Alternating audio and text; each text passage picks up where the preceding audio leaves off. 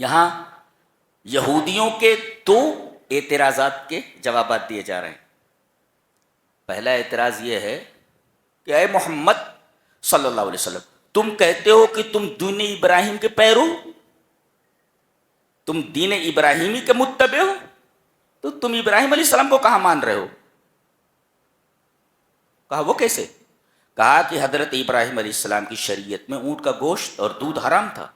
آپ تو اونٹ کا گوشت کھاتے ہیں، اس کا دودھ پیتے، تو آپ دین ابراہیمی پر کہاں ہیں؟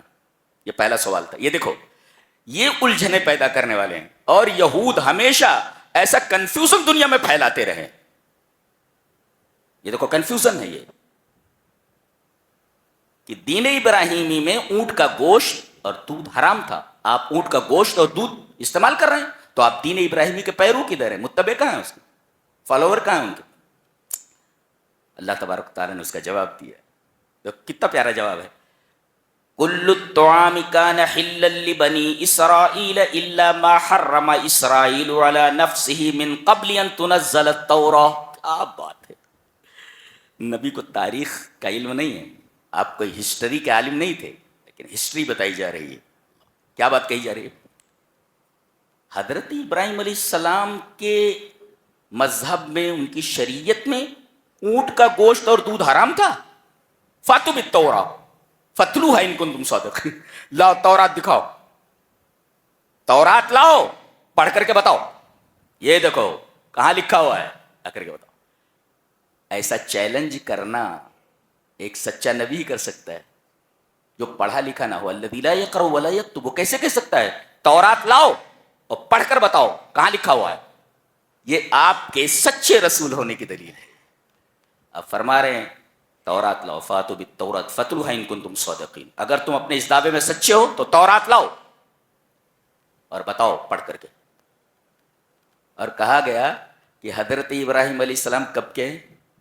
حضرت ابراہیم علیہ السلام کے ایک بیٹے حضرت ہاجرہ سے ہیں، یہ حضرت اسماعیل، اور ایک بیٹے اسحاق ہیں جن کے بیٹے یعقوب ہیں. یعقوب کا لقب اسرائیل، اسرائیل، اور ان کی جو اولاد ہے ان کو بنی اسرائیل کہا جاتا ہے.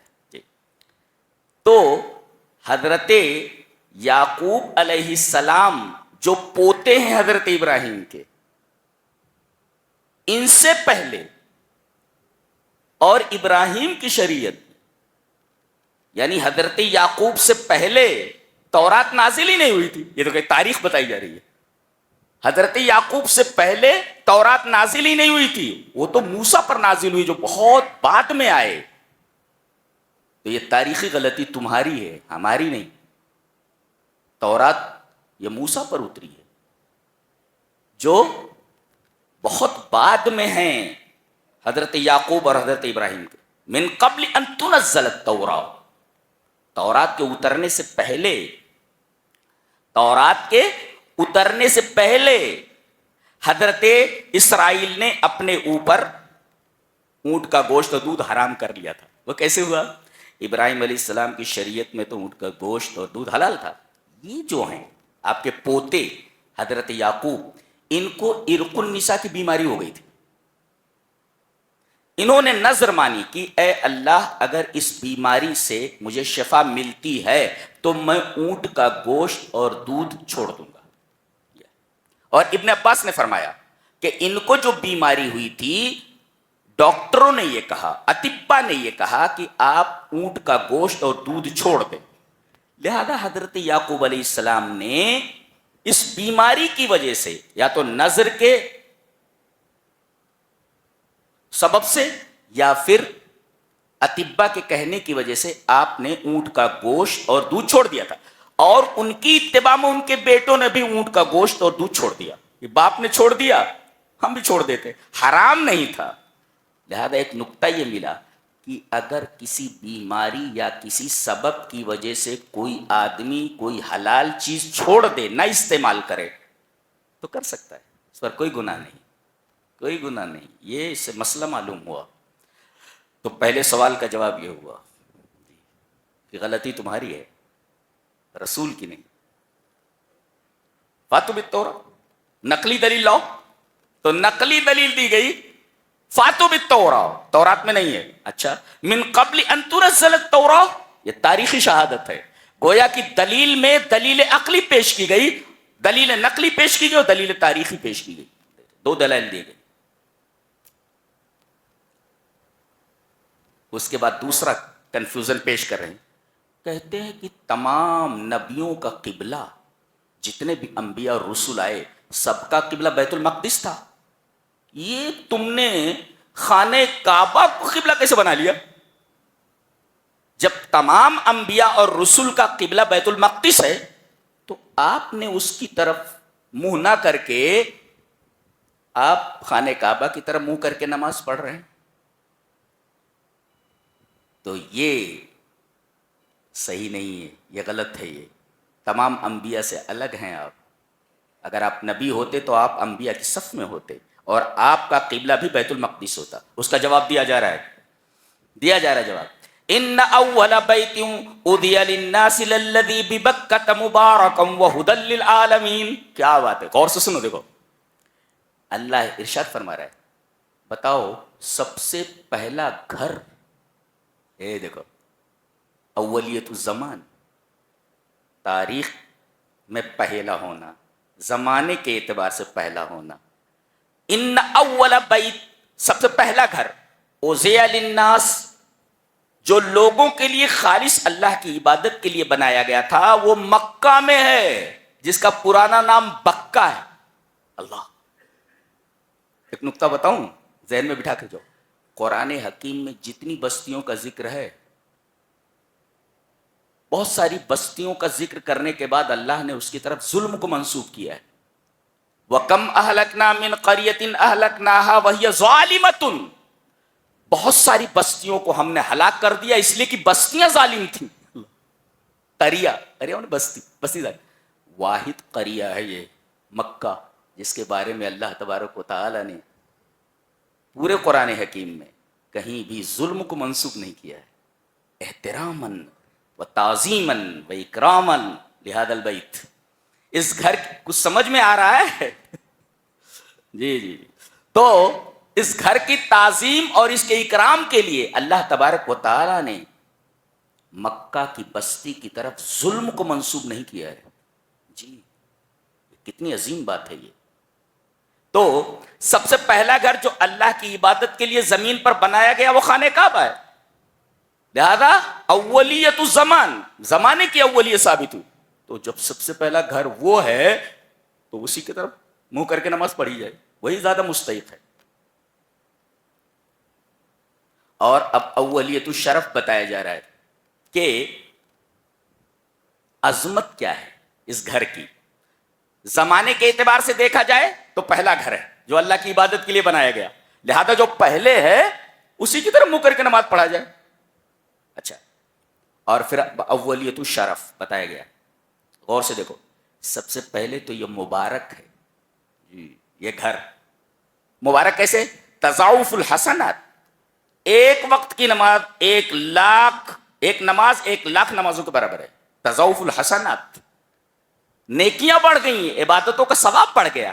مبارک کہتے ہیں کثرت الخیر و دوامہ، زیادہ سے زیادہ بھلائی اور اس کا ہمیشہ رہنا، برکت. تو ایک تو مبارک ہے یہ کہ اس میں ایک نماز کا ثواب 1,00,000 نمازوں کے برابر ہے. اچھا،